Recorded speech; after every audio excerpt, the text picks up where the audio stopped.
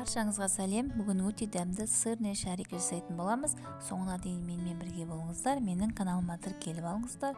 Менің каналымда басқа да тағамдардың рецепттері бар. 3 жұмыртқаны ақ уызынан сары уызын ажыратып аламыз.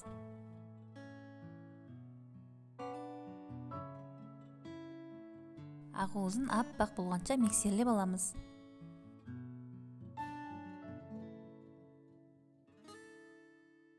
Ақ уызымыздың үстіне 5 ас қасық ұн, 1 шай қасық разрыхительді електен өткізіп салып, барлығын жақсылап араластырып аламыз.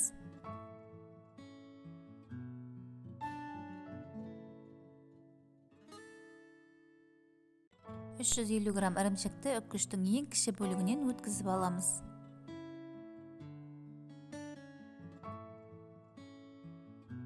Ақ уызымыздың үстіне ірімшігімізді салып, барлығын жақсылап араластырып аламыз. Араластырып алғаннан кейін осылай етіп шариктер жасап аламыз.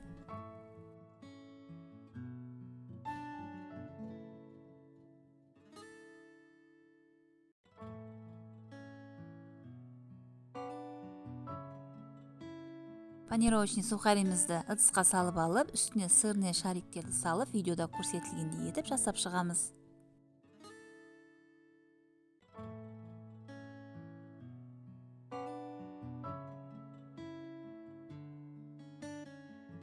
Қызып тұрған майға сырный шарикемізді салып, араластырып отырып пісіріп аламыз.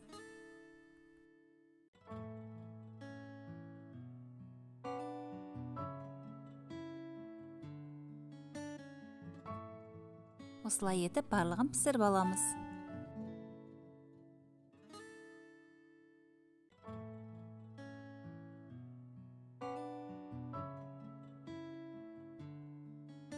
Әдемі және өте дәмді шариктеріміз дайын болды. Жасап көріңіздер, жасап көруге кеңес берем. Менің каналыма тіркеліп, қоңыраушаны басуды ұмытпаңыздар. Сіздермен бірге болған Салима.